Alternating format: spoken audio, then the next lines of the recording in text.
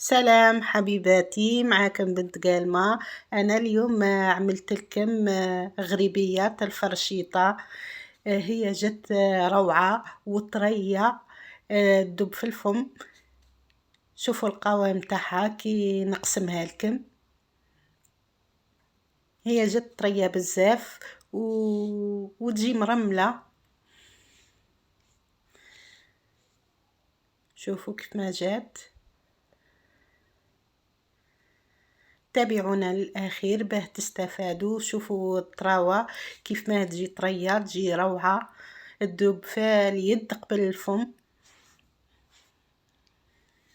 تابعونا إلى الأخير باه تستفادوا، وما تنساوناش الجام، اعملوا لنا جام.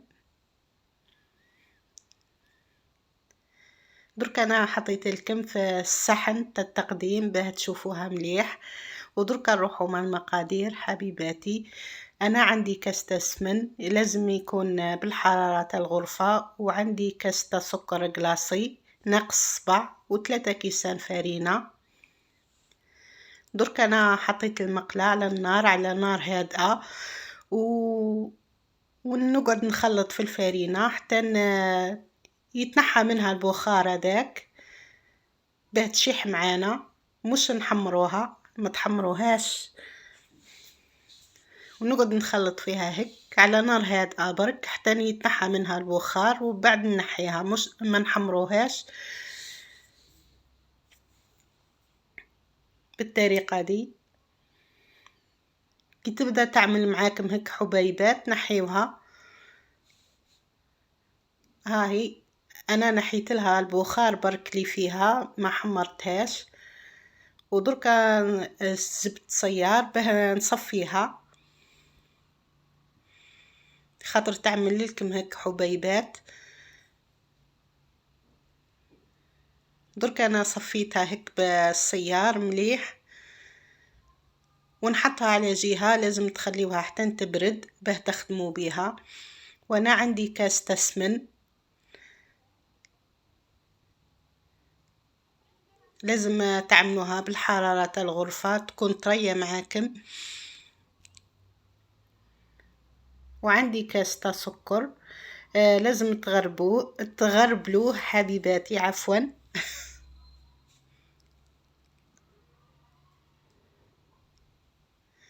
بالطريقة دي.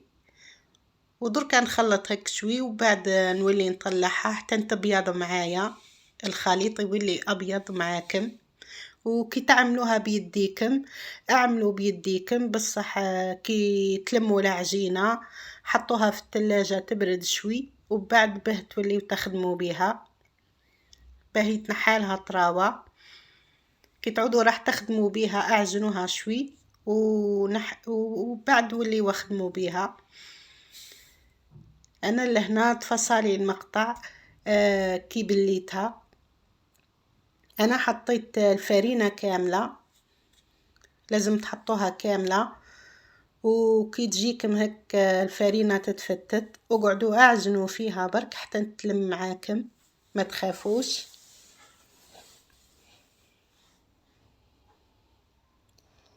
ودركا نقعد نلم فيها حتى تلم معايا. بالطريقة دي لازم تقعدوا تعجنوا فيها حتى تلم معاكم.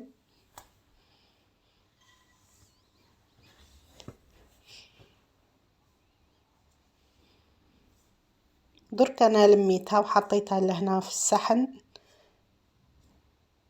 درك انا كي نعود راح نخدم بيها. انا خليتها ارتاحت شوي، وبعد كي عدت راح نخدم بيها لازم نعجنها شوي ونولي نخدم باه تطرى معانا.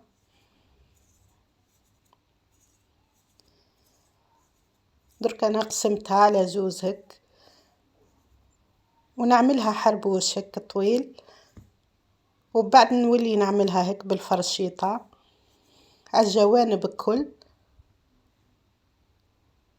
بالطريقة دي هاي الصورة واضحة. وزدت عملتها على الجانب الاخر. درك انا كي هيك بصبعية هيك ونقص. انا كيلتهم الكل وبعد به وليت نقص بالطريقة دي. هي طريقة سهلة وتجي بنينة وتجي مرملة وطرية تذوب في اليد قبل الفم. تابعونا حبيباتي للآخر باه تستفادوا.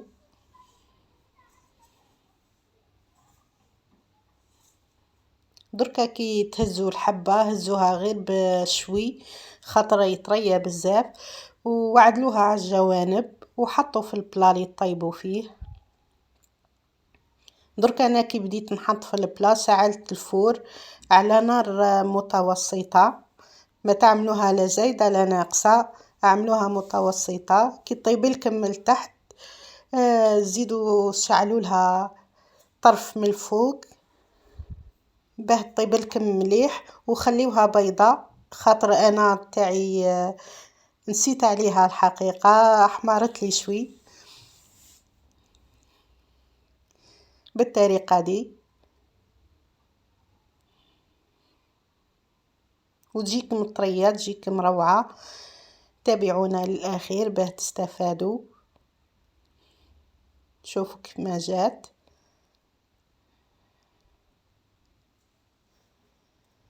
هي جات ناجحة 100%. وما تنسوناش الجام، واللي خاطي مشترك يشترك. وإلى اللقاء إلى الفيديو القادم إن شاء الله. باي باي.